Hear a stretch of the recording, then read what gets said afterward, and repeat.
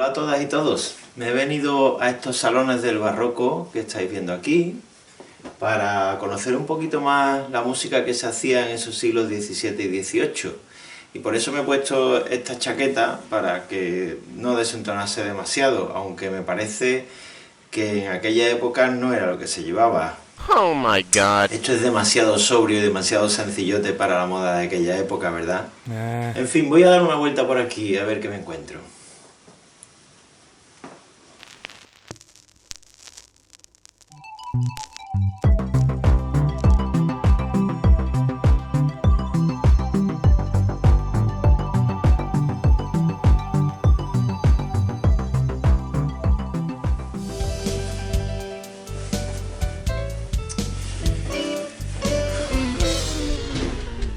Bueno, pues ahora que estoy más cómodo, os voy a hablar de una de las formas más importantes de esta época, que es la ópera.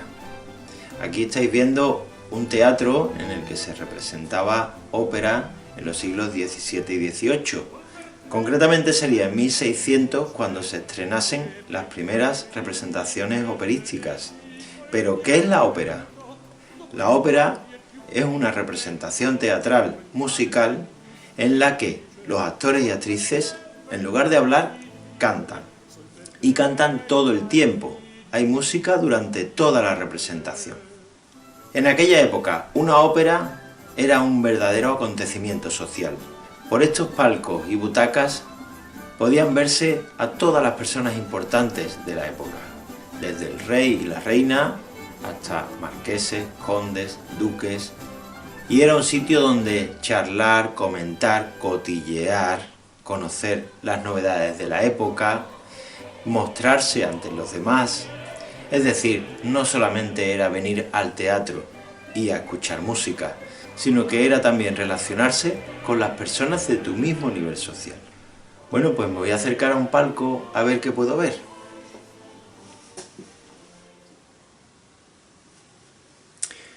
Pues aquí estoy. La pena es que esté vacío, no esté lleno de personas del siglo XVII o XVIII, que sería una gozada asistir a una representación como era en aquella época. En cualquier caso, me voy a ver una ópera y voy a ir conociendo las distintas partes que tienen estos espectáculos.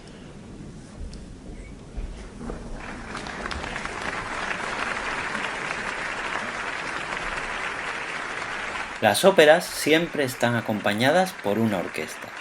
La orquesta se sitúa delante del escenario y un poco más abajo, en lo que se conoce como el foso. De este modo se puede ver el escenario con más facilidad.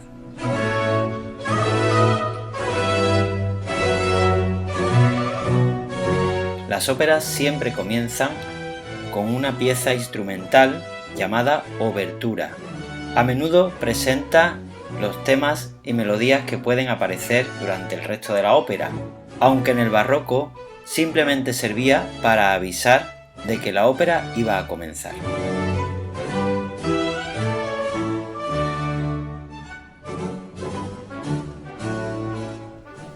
Andiamo a mendicar la morte altrove. A lo largo de la ópera se sucederán diferentes diálogos y acciones, todas ellas con música. Los diálogos deben ser, por tanto, cantados.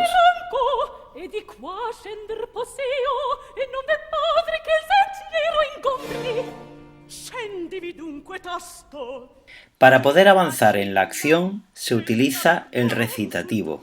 Un recitativo es una especie de diálogo acompañado por el bajo continuo, y la forma de cantar se asemeja a la de un recitado. De este modo, el diálogo puede hacerse más dinámico.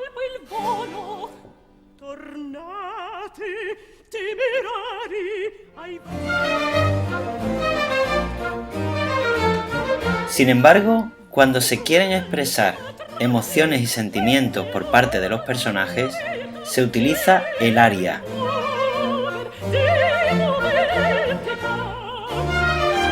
Un aria es una especie de canción acompañada de orquesta y que tiene un tratamiento muy expresivo. muy emotivo. Puede reflejar cualquiera de los afectos, la furia, el dolor, la alegría, la esperanza, el amor.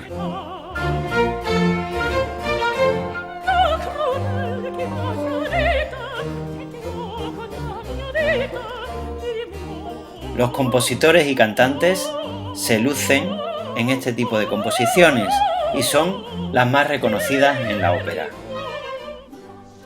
Arias y recitativos se van sucediendo a lo largo de la representación, según el interés del compositor. También pueden aparecer otro tipo de composiciones, como partes instrumentales, danzas, que bien simplemente pueden ser algo decorativo o como parte de la acción de la ópera, y también coros, que se producen cuando un gran número de personajes cantan a la vez.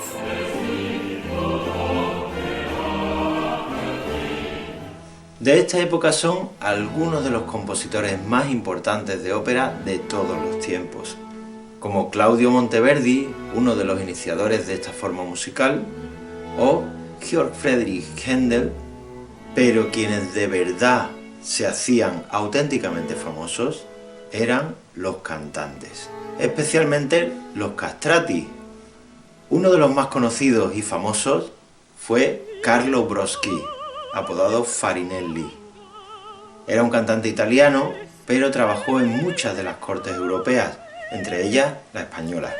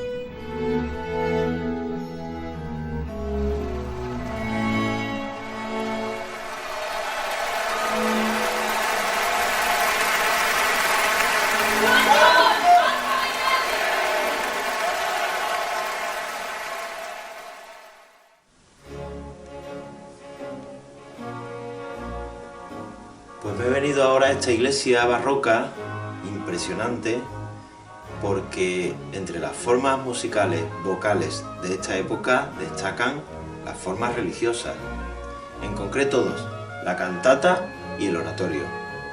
En realidad son formas muy similares a la ópera cuando las escuchas. Tienen casi siempre cantantes solistas, coros y orquesta.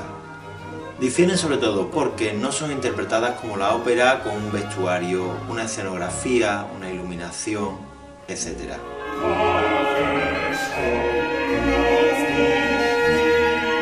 La cantata se solía interpretar en oficios religiosos con participación de los fieles. El texto estaba tomado de la Biblia y de los Evangelios.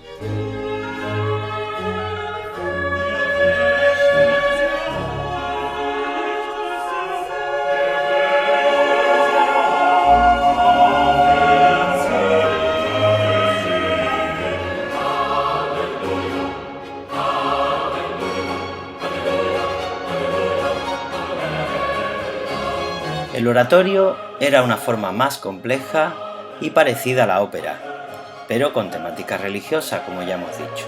Se representaba en las iglesias sin vestuario, decorado ni puesta en escena. Sin embargo, sí contenía personajes y contaba historias tomadas también de la Biblia y los Evangelios.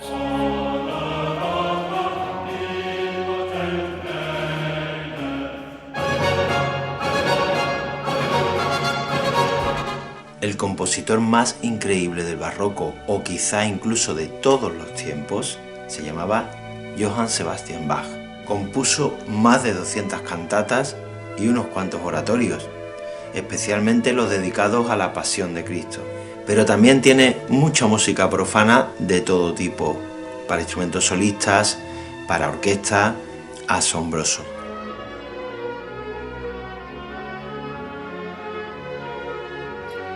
Aquí estamos viendo parte de una película dedicada a la figura del gran compositor alemán y podemos escuchar uno de sus más famosos corales dentro de la cantata número 147.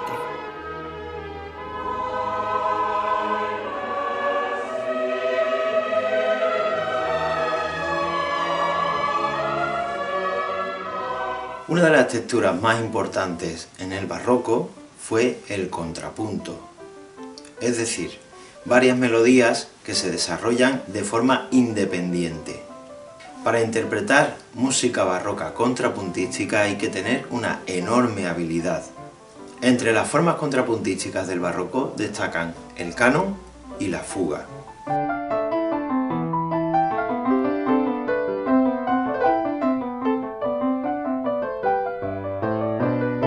Esta es una fuga a 4 voces, es decir, 4 melodías independientes que se tienen que interpretar simultáneamente en el piano.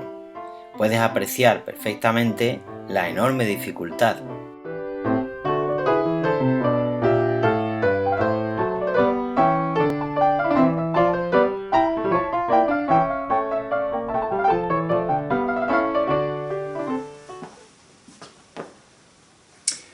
Pues aquí he vuelto a los salones del palacio, porque aquí es donde se desarrollaba algunas de las formas más importantes de esta época. Si en la ópera se veía la alta sociedad para cotillear, comentar, charlar y mostrarse, en los salones es donde se desarrollaban las fiestas y los banquetes. Y por supuesto dentro de esas fiestas no podía faltar el baile.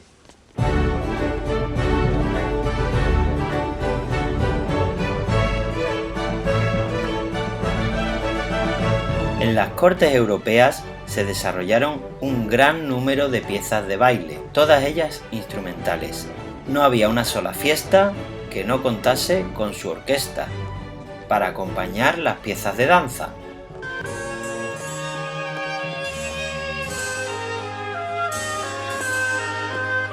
Algunos de los nombres de danzas barrocas son el minueto, la allemande, la sarabanda, la giga.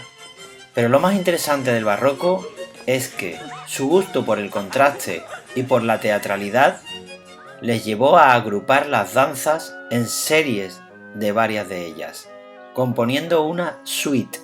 La suite era la unión en una sola obra de varias danzas de distinto carácter y ritmo, con la que se consigue dar un sentido dramático de contraposición tan típico del barroco.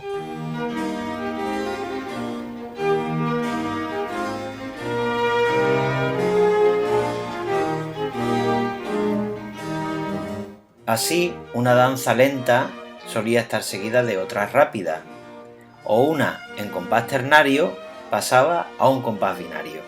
Pero la suite de danzas barrocas es tan importante porque, además del gran éxito que tuvo, está considerada una de las primeras manifestaciones orquestales de la historia.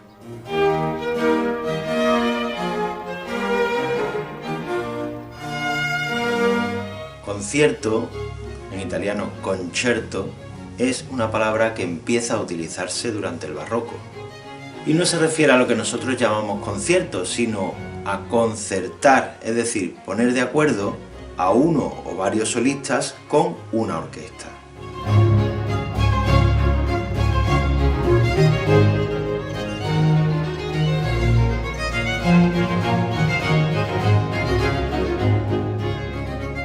Un tipo de concierto muy característico de esta época es el concerto grosso, es decir, el gran concierto. Los solistas son un grupo de varios instrumentos llamado concertino, que se opone al resto de la orquesta, llamada tutti o ripieno.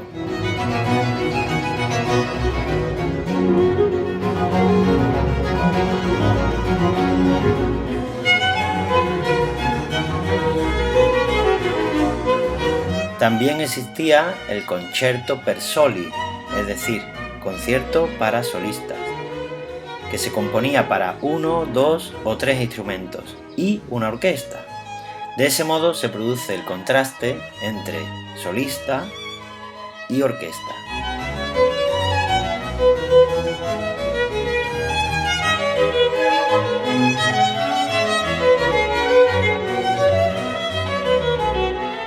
Casi todos los músicos del barroco realizaron conciertos, pero vamos a destacar la figura de Antonio Vivaldi, un músico veneciano que llevó el concierto a su más alto nivel.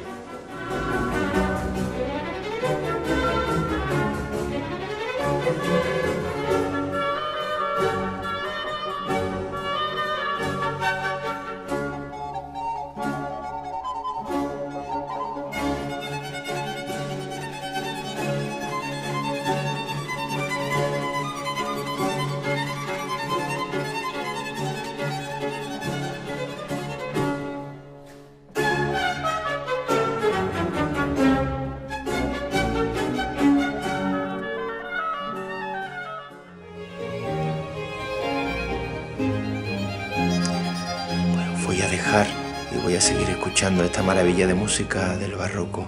Nos vemos en el próximo vídeo.